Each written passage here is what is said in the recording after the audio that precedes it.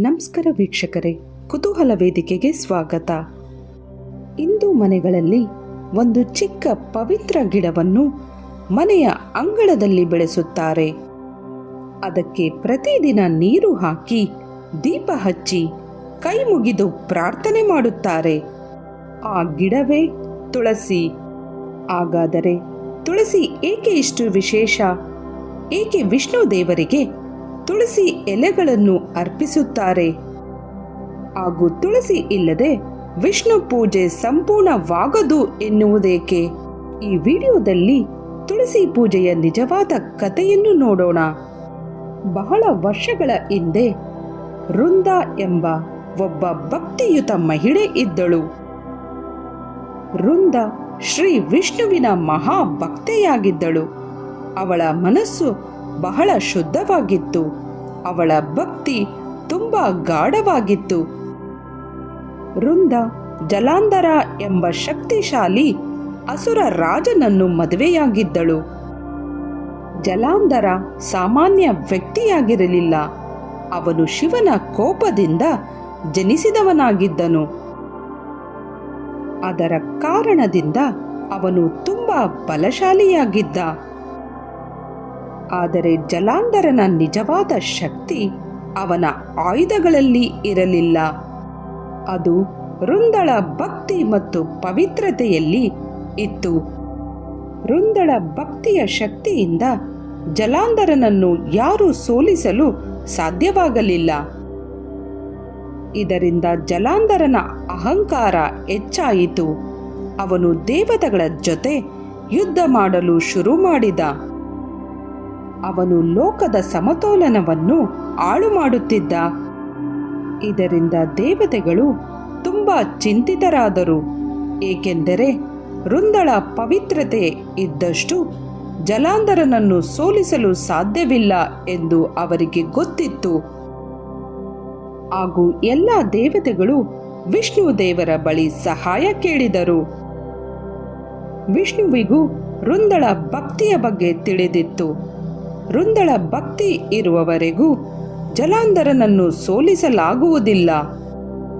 ಅದರಿಂದ ವಿಷ್ಣು ಒಂದು ಕಠಿಣ ನಿರ್ಧಾರ ತೆಗೆದುಕೊಂಡರು. ಅವರು ಜಲಾಂಧರನ ರೂಪವನ್ನು ತಾಳಿದರು. ಅದೇ ರೂಪದಲ್ಲಿ ವೃಂದಳ ಮುಂದೆ ಹೋದರು. ವೃಂದ ಅವರನ್ನು ನೋಡಿ ತನ್ನ ಗಂಡ ಬಂದಿದ್ದಾರೆ ಎಂದು ಭಾವಿಸಿದಳು. ಆ ಕ್ಷಣದಲ್ಲಿ ಅವಳ ಪವಿತ್ರತೆಯ ರಕ್ಷಣೆ ಮುರಿಯಿತು. ಹಾಗೂ ಜಲಾಂಧರನು ಪತ್ನಿಯ ಪವಿತ್ರತೆಯ ರಕ್ಷಣೆಯನ್ನು ಕಳೆದುಕೊಂಡನು. ಇದೇ ಸಮಯದಲ್ಲಿ ಶಿವನು ಯುದ್ಧದಲ್ಲಿ ಜಲಾಂಧರನನ್ನು ಸೋಲಿಸಿದನು. ನಂತರ ವೃಂದಳಿಗೆ ಈ ಎಲ್ಲ ಸತ್ಯ ತಿಳಿಯಿತು. ವಿಷ್ಣು ದೇವರು ತನ್ನ ಭಕ್ತಿಯನ್ನು ಮುರಿದಿದ್ದಾರೆ ಎಂಬುದು ಅವಳಿಗೆ ಅರಿವಾಯಿತು. ಇದರಿಂದ ಅವಳು ತುಂಬಾ ದುಃಖಪಟ್ಟಳು. ಆ ನೋವಿನಲ್ಲಿ ವೃಂದ ವಿಷ್ಣುವಿಗೆ ಶಾಪ ಕೊಟ್ಟಳು. ಅವಳು ವಿಷ್ಣುವಿಗೆ ಹೀಗೆ ಹೇಳುತ್ತಾಳೆ, ನೀನು ಕಲ್ಲಾಗಿ ಬಿಡು ಎಂದು. ಆ ಶಾಪದ ಪರಿಣಾಮವಾಗಿ ವಿಷ್ಣು ಶಾಲಿಗ್ರಾಮ ರೂಪವನ್ನು ತಾಳಿದರು. ಹಾಗೂ ವೃಂದ ಶಾಪ ಕೊಟ್ಟ ನಂತರ ದುಃಖದಿಂದ ಅಗ್ನಿಗೆ ಪ್ರವೇಶಿಸಿದಳು. ಅವಳ ದೇಹ ಭಸ್ಮವಾಯಿತು. ಆದರೆ ಅವಳ ಭಕ್ತಿ ತುಂಬಾ ಪವಿತ್ರವಾಗಿದ್ದರಿಂದ ಆ ಭಸ್ಮದಿಂದ ಒಂದು ಪವಿತ್ರ ಗಿಡ ಬೆಳೆಯಿತು. ಅದೇ ತುಳಸಿ ಗಿಡ. ವಿಷ್ಣು ದೇವರು ವೃಂದಳ ಭಕ್ತಿಯನ್ನು ಮೆಚ್ಚಿಕೊಂಡು ಹೀಗೆ ಹೇಳಿದರು, ಇಂದಿನಿಂದ ನೀನು ತುಳಸಿ ದೇವಿಯಾಗಿ ಪೂಜಿಸಲ್ಪಡುವೆ. ಹಾಗೂ ನೀನಿಲ್ಲದೆ ನನ್ನ ಪೂಜೆ ಪೂರ್ಣವಾಗುವುದಿಲ್ಲ.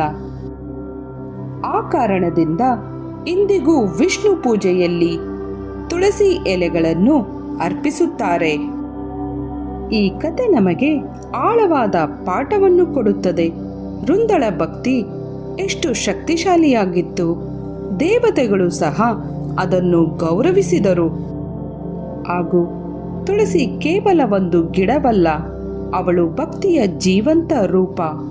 ಅವಳು ತ್ಯಾಗ, ನಂಬಿಕೆ ಮತ್ತು ದೈವಿಕ ಪ್ರೀತಿಯ ಸಂಕೇತ. ಈ ಎಲ್ಲ ಕಾರಣಗಳಿಂದ ಇಂದಿಗೂ ಹಿಂದೂ ಮನೆಗಳಲ್ಲಿ ತುಳಸಿ ಗಿಡವನ್ನು ರಕ್ಷಣೆ ಮತ್ತು ಶುಭದ ಸಂಕೇತವಾಗಿ ಇಡುತ್ತಾರೆ. ತುಳಸಿ ಬಳಿ ದೀಪ ಹಚ್ಚುವುದು ಕೆಟ್ಟ ಶಕ್ತಿಯನ್ನು ದೂರ ಮಾಡುತ್ತದೆ ಎಂಬ ನಂಬಿಕೆ ಹಾಗೂ ವೈಜ್ಞಾನಿಕವಾಗಿ ಕೂಡ ತುಳಸಿ ಗಾಳಿ ಶುದ್ಧಗೊಳಿಸುತ್ತದೆ ಮತ್ತು ಔಷಧಿಯ ಗುಣಗಳಿವೆ.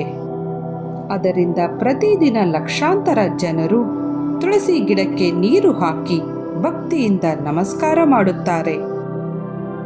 ಹಾಗಾದರೆ ಸ್ನೇಹಿತರೆ, ಈ ಕತೆ ನಿಮಗೆ ಇಷ್ಟವಾದಲ್ಲಿ ಲೈಕ್ ಮಾಡಿ, ಶೇರ್ ಮಾಡಿ ಮತ್ತು ಸಬ್ಸ್ಕ್ರೈಬ್ ಮಾಡೋದನ್ನು ಮರಿಬೇಡಿ.